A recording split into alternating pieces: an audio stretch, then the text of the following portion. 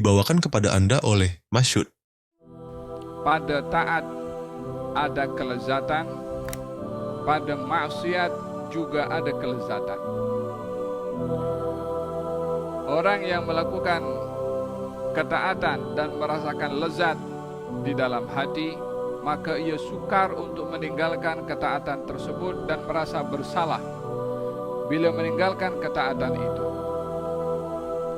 Dan tidaklah seseorang itu terpanggil untuk melakukan maksiat, melainkan bila ia merasa lezat dalam melakukan maksiat.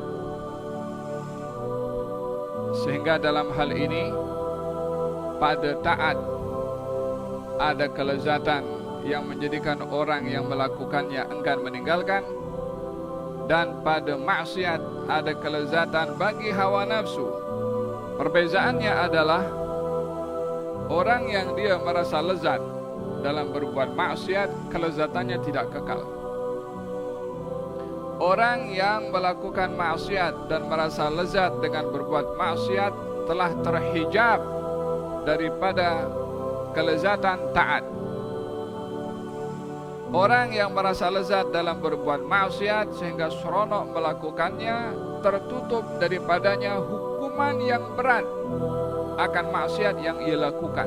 Dia tak ingat dah, sebab seronok dalam maksiat. Dia tak tahu, ada tak mahu mengingati, tidak mahu menyadari pada perbuatan maksiat yang ada murka, pada perbuatan maksiat ada hukuman, ada perbuatan maksiat yang ada pertanggungjawaban.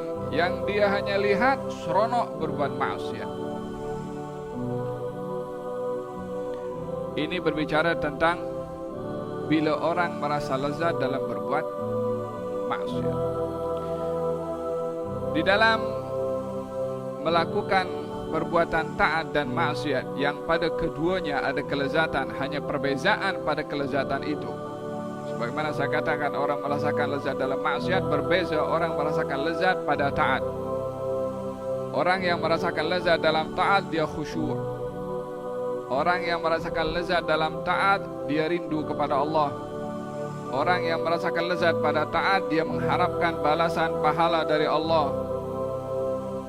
Jadi beza antara orang lezat dalam taat dan orang lezat dalam berbuat maksiat. Dalam hadis Nabi Muhammad SAW beliau bersabda, "Dzaqa ta'mal iman man radiya billahi rabban wa bil islami dinan wa bi Muhammadin nabiyyan."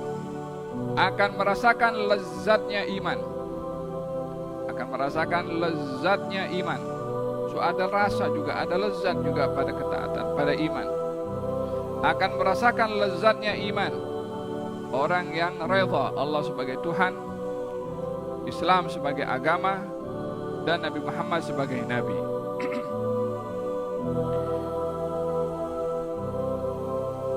Mereka orang-orang yang dia merasakan lezat dalam ibadah, tiada yang mengganggu mereka, melainkan bila peluang beribadah itu sudah habis. Itu yang sangat mengganggu mereka, yang tidak disukai oleh mereka bila waktu untuk melakukan ibadah itu sudah habis. Baru mereka sedih, baru mereka susah. Sebahagian mereka orang-orang yang merasakan nikmatnya ibadah di waktu malam, dia kata yang menyebabkan saya susah hati kalau fajar terbit. Ada fajar terbit masih nak solat subuh, masih ada kegiatan yang lainnya. Tapi karena dia merasa nikmat dalam qiyamul lail, dan nikmat qiyamul lail hanya dirasa bila malam ada. Bila malam habis, maka tidak lagi malam, masuk waktu pagi. Maka pada ketika itu dia kehilangan nikmat ibadah di waktu malam. Dia mengatakan, kalau para penguasa itu tahu lezatnya saya di waktu malam, maka mereka akan rampas kelezatan itu daripada saya. Sebab mereka suka mencari yang lezat-lezat walaupun dengan cara bermaksiat. Kalau mereka tahu lezatnya taat, mereka akan rampas daripada saya kelezatan bangun di waktu malam.